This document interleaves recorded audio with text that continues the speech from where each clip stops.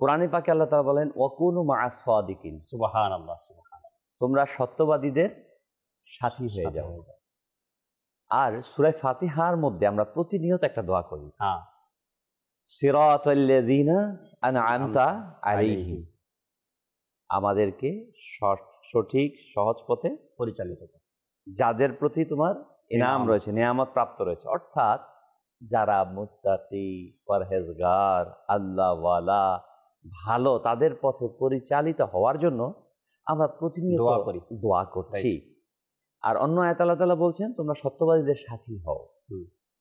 আসলে টোটাল আমরা যদি ইসলামের ইতিহাস, পৃথিবীর ইতিহাস পর্যালোচনা করি, যে আইয়ামে জাহেলিয়াতের অন্ধকার থেকে মানবতা ভুলন্টিত, নির্যাতিত, নিষ্পেষিত, মানে এটা বলে আমি শেষ করতে পারবো না কোন অবস্থায় মানবতা চলে গিয়েছিল আইয়ামে জাহেলিয়াতে। ঠিক সেই জায়গা থেকে তুলে এনে পৃথিবীর শ্রেষ্ঠ মানবে শ্রেষ্ঠ পরিবেশ তৈরি করেছে সরকার দু আলম সাল্লাল্লাহু আলাইহি ওয়াসাল্লাম। সুবহানাল্লাহ। এই যে স্বভাবটা চেঞ্জ, এটা কিসের? একজন কল্যাণকর মানবের সোহবত। সুবহানাল্লাহ সুবহানাল্লাহ। একজন ভালো মানুষের সংস্পর্শ। এবং কোরআনুল কারীমের মধ্যে পৃথিবীর মাঝে সবাই এটা স্বীকার করে যে একটি সমাজ পরিবর্তনের জন্য, পরিবার পরিবর্তনের জন্য, ব্যক্তি পরিবর্তনের জন্য সবচাইতে গুরুত্বপূর্ণ যেটা, সেটা হচ্ছে সৎসঙ্গ। রাইট। স্বভাব পরিবর্তনের জন্য স্বভাব নষ্ট হয় সৎসঙ্গ না পাওয়ার কারণে, আর স্বভাব ভালো হয়, চরিত্র ভালো হয় ভালো সোহবত, সৎসঙ্গের কারণে।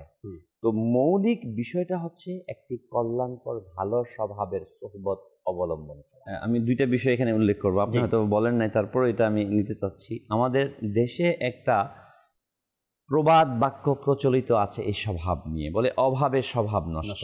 আসলে বিষয়টা পরিপূর্ণ 100% ভুল ইনফরমেশন।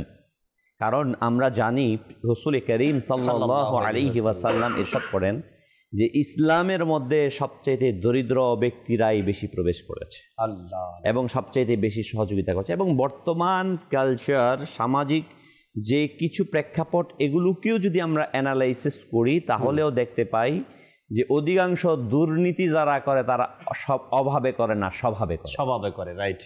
তো নেককার যদি আমি বানাতে চাই তাহলে সেই কথাই, আমি নেক ব্যক্তিদের সোহবত অবলম্বন করা, ভালো ব্যক্তিদের সোহবত অবলম্বন করা। কারণ পৃথিবীর মধ্যে এর চাইতে বড় ধরনের অ্যান্টিবায়োটিক আর কিছু নাই।